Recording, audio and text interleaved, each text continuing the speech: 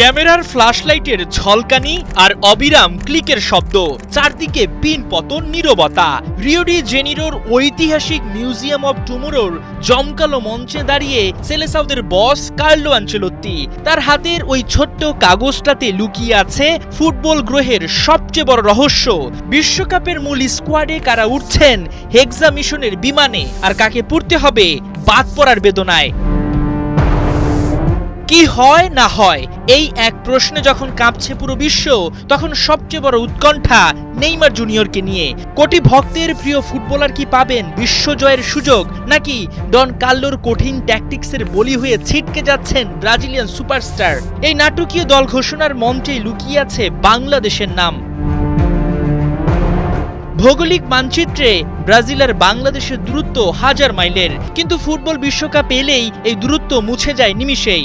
যে দেশের ফুটবলাররা কখনো বিশ্বকাপের মঞ্চে পা রাখেনি, সেই দেশের মানুষ বছরের পর বছর ধরে নেইমারদের জন্য চোখের জল ফেলে, সেলেসাওদের জয়ে মেতে ওঠে বাঁধ ভাঙা উল্লাসে। টেকনাফ থেকে তেঁতুলিয়া, ব্রাজিলের জন্য বাঙালির এই নিঃশর্ত পাগলাটে ভালোবাসার গল্প এখন আর কোনো গোপন উপাখ্যান নয়, বরং বিশ্ব ফুটবলের এক পরম বিস্ময়।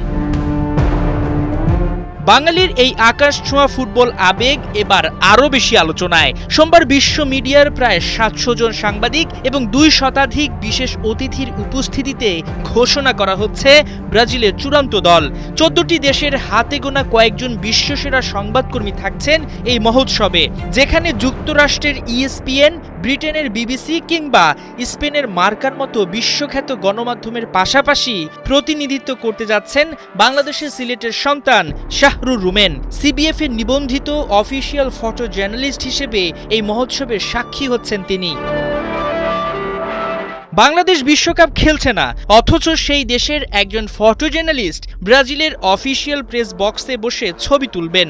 এই অবিশ্বাস্য ঘটনা এখন আলোচনার ঝড় তুলেছে খোদ ব্রাজিল জুড়েই। দেশটির জনপ্রিয় ফুটবল ইউটিউবার এবং ইনফ্লুয়েন্সাররা রীতিমতো অবাক। বাঙালির এই নিঃশর্ত ফুটবল প্রেম সত্যি অবিশ্বাস্য।